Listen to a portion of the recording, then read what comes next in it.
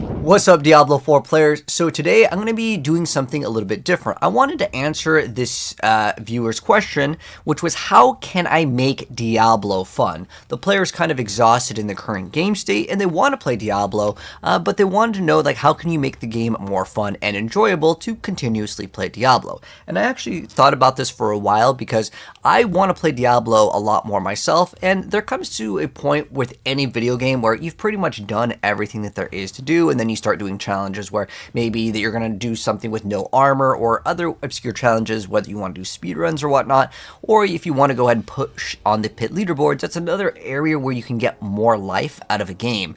However, I think that there are more interesting ways to make the game more fun, and I wanted to go over this. But I wanted to start off the video by saying, of course, fun is technically subjective, right? What one person thinks is fun may not apply to another person. But I think in general, this is how a lot of Diablo players feel, especially the people that absolutely love this game and have spent thousands and hundreds of hours in the game. I think pushing in the pit gets a little bit too repetitive because you're essentially doing the same thing again and again. And this comes down to all video games, not just with Diablo. And also one area where Diablo suffers a little bit more in the grind department is that if you are playing with the mindset of going for upgrades to make your character stronger, it feels very unrealistic. So that would be with the game's design in terms of getting items with more greater affixes, or essentially the amulet department getting a good amulet, right? So this is a huge area where you can see an improvement, but it just feels unrealistic. The ideal way is to actually engage in trade. I know not everyone likes to engage with it, but that would be the best way to actually get better gear instead of playing the game. Although you could argue playing the game, getting, gold, and then trading gold to then get the item that you need, that can be another area where you could actually see some upgrades. But I think that one thing I want to focus in on is that fatigue is normal in the middle of any video game's season, right? It doesn't even cover just Diablo. It could be Path of Exile, Fortnite, Call of Duty, Marvel Rivals, any sort of game where like you're kind of waiting for the next update. It's better to maybe just hold off and stop playing the game, or do something different inside of the video game to have a little bit more fun. And I wanted to also stress this, and a lot of people like this analogy because I've mentioned it a couple times on Twitch, and a lot of people are like, hey, that totally makes some sense. So I wanted to also give it to you guys over here. So I was talking about this in like a discussion before, and it was like, if you're not having fun in a video game, it's not serving its purpose. You should be excited to play the video game, not like, oh, I gotta go play the video game. Don't mindlessly play a video game like a zombie unless you have a goal and you have to like grind a bunch of content, then you get to have fun. A lot of MMOs do this where it's like you want to do the raids or the PvP and you have to kind of grind and it's a slog. I get that, but the whole goal of a video game is to basically have fun, right? So my suggestion is perhaps to play another game or even take a break from the game, and you can come back to it once we get new content. That way you are excited to play versus like, dude, I don't even want to play this game anymore. I think fatigue in general happens with a lot of video games, so don't worry too much if you are feeling fatigued, because again, you're waiting for that new update. You've been playing this season and you've already exhausted all of the stuff, but I wanted to go over kind of like some main suggestions here. But since I did mention playing other games, I do stream other games and I play a lot of other games on this channel from time to time. Even if they're not as popular as Diablo, there are a lot of really good games out there that I kind of want to give you guys just a quick suggestion here. And if you guys want to mention any other great games, because I'm in the same situation as a lot of you guys, I kind of want to play some other games as well to kind of wait till we get Season 10's PTR or a new update and maybe Path of Exile. So obviously, yes, I'm going to recommend Diablo and Path of Exile. These are kind of like very similar games. Even Diablo 1, 2, 3 are excellent choices to go ahead and lock down until you get, of course, the new season. But other great games that I can recommend, keep in mind, all of these won't be action RPG, but most of them are going to be like action RPG-esque or shooters, hack and slash. That's kind of my favorite genre of games. But one game that I really want to recommend that's a little bit different, it is first person, but it is an action RPG and there is loot, is Dark Messiah Might and Magic. Super, super underrated game, but I'm not going to go too far in depth on what each game is because then this video would probably be hours long, but just some other games to maybe give you guys some recommendations. A lot of these games, by the way, are going to be like Xbox 360 / PS2 era, and I felt like gaming was much better back in the day anyways. But yeah, these are some games that I enjoyed that you may also enjoy. Check out some of these games if you have not played them before. Can highly recommend all of these games that I'm showing here. These aren't all the games that I would actually recommend, because while I was making this list, I decided, you know what, it's good enough, otherwise this video will be way too long. But these are some other cool games that you may want to go ahead and check out as well. But going back into the main subject here, which was like how to make Diablo more fun. And I think one of the things that really helps is to stop aimlessly playing and have a goal when you get on. When you're playing Diablo, maybe your goal is to achieve a pit tier, right? But I really feel like pit fatigue is definitely a thing in general, but your goal could be to get maybe a certain glyph to a certain level, or acquire an item for another piece of gear or a build that you want to actually play later down the line. So maybe you're like, you know what, I really want to play this build. Let's go ahead and hop on. I'm going to get a couple pieces of gear today, and that will be my goal. So that way, when you hop on, you're not just like hopping on Diablo and you're like, what do I do?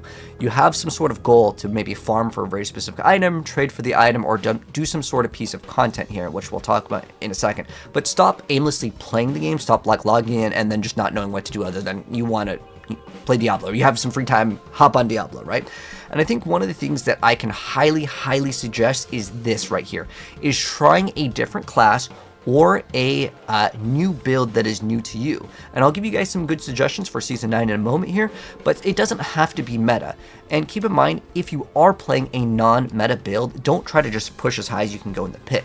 Ideally, what you do, because we're kind of in the middle of the season, right? We're kind of waiting for the new content. Anyways, take your existing build, and this would go back to having a goal right here, which is that you would take your existing build, and then you can make another class by getting the gear that you need on that class. Sometimes I understand certain class items won't drop unless you play that class, but you can still get, let's say, Azarath on any of the classes, and you can make a build off that, or Ping Gorgers by doing, let's say, Infernal Hordes. You can get the Shard of Verithel. There's a lot of items that you can get that can apply to another class. So having that goal and playing your class that's already like super powerful to level up the glyphs faster. If you want a slower paced experience, by all means, go ahead and kind of level up with that new class or build, but a lot of times you can acquire the gear a lot faster. So this is kind of up to you, because if you want to spend more time on that new class or new build, then of course, level up with it. But ideally, you should try to not max out your glyphs completely. I'd say about 50-ish is kind of the goal with a lot of the glyphs. If you just want to try out kind of a new build, maybe looking at the gameplay would be ideal before you start it. And then also another thing that could be really good, I know that some people maybe didn't look at the season journey, and there is free rewards that you can claim. There's cosmetics. There's specifically in like the reliquaries, a lot of other things to claim. So make sure you guys claim all of your rewards, and then also, again, the most important thing is that at the very end of the season journey, you got a lot of other bonuses. So completing the season journey can give you some sort of goal. Again, ties into the first thing of stop aimlessly playing. You have a goal, right? Your goal maybe is to complete the season journey part 1, 2, 3, and first day, or if you want to do all of it in one day, maybe you have a bunch of the stuff already completed, and then you could get a bunch of the rewards. So again, this way you're not just playing for the sake of playing. You have a goal, right? And then also, I want to give you guys some recommendations, because I mentioned that playing new builds or a new class can be really good, and I'm not going to just list the meta, although some of them may apply, because this is what's going to be brand new in terms of content. And also, I want to mention that some things have gotten some more recent buffs, and even if they've gotten buffed, I understand that some of these won't be top tier, but again, my idea is to let you guys experiment with some other builds and some newer things maybe that you haven't discovered or played yet. So, one of the things that I want to mention that can apply to all classes is Azarath. Azarath is really good because it has this like lucky hit chance to do some damage. A lot of classes can play the Azarath build, just stack a bunch of lucky hit, run a skill that has high lucky hit chance, and get as much attack speed as possible. Is kind of just like my little like tip here if you want to play Azarath. It's an all lucky hit based build, and it's a little bit more interesting because some of the skills that aren't normally meta, if you apply Azarath, well, even though the skill itself doesn't deal damage, it still is just you pushing the skill. So it's the way that it interacts. It could be the AoE. There's a lot of different things that can come into it. And then also, Pain Gorgers actually got buffed to work properly. A lot of like the multipliers are working in Season 9. So Pain Gorgers are actually excellent. There is a really cool Heartseeker rogue build that has emerged, and there's probably other builds that you can mess around with, specifically the Pain Gorgers Gauntlet. So that is two things that every single class can use. This is basically for basic attacks though, just as a heads up, but again, it still requires you to either use another skill, or you can do what a lot of people are doing in Season 9, is using the brand new, like, meta-ish. It's an old, like, rune word combo. This will require you to have the expansion because you need it for the rune words, but the wolves, this is, like, brand new to Season 9. A lot of people are just running this because it applies a chill, which is a slow, which is a crowd control, and then also applies vulnerability, and it can activate the Pain Gorger's effect. So this is huge. So try that out. It is the Set rune, and a lot of builds are running it, which I would consider newer to the meta as far as like making the gameplay feel a little bit different. But since I mentioned playing a new class or a new skill, these are some of the things that I wanted to mention. Since I've been playing a lot of Rogue this season, and there's a reason why I've been playing a lot more Rogue than any of the other classes this season, and that's because they have a lot more fun things to mess around with. So Flurry, which you guys are seeing right now in the gameplay, which lets you infinitely teleport. It's very, very fast, and it feels snappy, and it's really easy to gear, and it's not a build that really requires the mythics. You only really need one item, which is the helmet. It does have this like cool little mechanic, and I won't go too far into it, but basically it lets you just kind of teleport towards all the enemies, and it feels really good. You can also do Pen Shot with Azarath, and you can just basically warp around the screen. The Heartseeker Ice Wolf, which is what I mentioned before with the Pain Gorgers, it's really fun. And then also, if you were an OG player and you really like Twisting Blades, it's basically made a return. You can either play it with Poison or Cold. It's a very fun thing to play this season as well with the Rogue.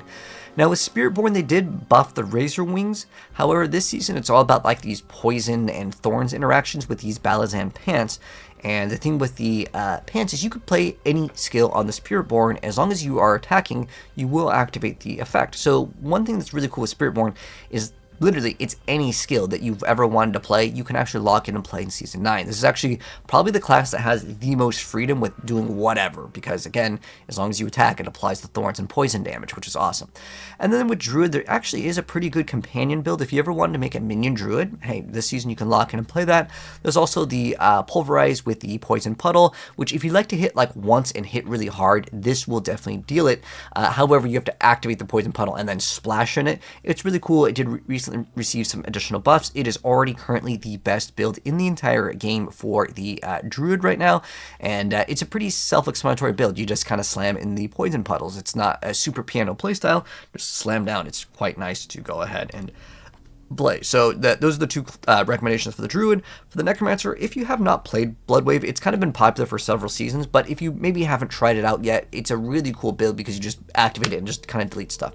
It has technically received a bunch of nerfs, but it's still very, very strong if you like that like one-shotty playstyle. And then also what is new to the Necromancer is a Skeleton Mage army, and honestly, I'm going to be real with you guys, I still recommend the Hydra Sorc if you are interested in minions over anything because it's just way faster. But it does facilitate the Skelly Mages as kind of making an army with them, and then they're just shooting at range. It's kind of an interesting playstyle. If you haven't played it, it's another thing that I could recommend checking out. And then also with the Sorc, the Hydra build is actually excellent this season as well. I'm going to give you guys some gameplay of the Necromancer, and we can move to Hydra soon. But as far as the Sorc goes, I really enjoyed playing the Hydra build. The one thing that I liked with the Sorc over the Necromancer is the Necromancer just felt a little bit too squishy for my personal take. But also, as far as it goes, Ice Shards actually received some buffs, which is quite nice, and we'll get some Hydra gameplay. But the Hydra is probably my most recommended build. If you have not played it yet in Season 9, this is, again, one of the most fun builds because you're just throwing down these Hydras and you basically teleport and it just like bleeds things. And if you are playing Infernal Hordes, you just set up these Hydras and they just kind of just go off.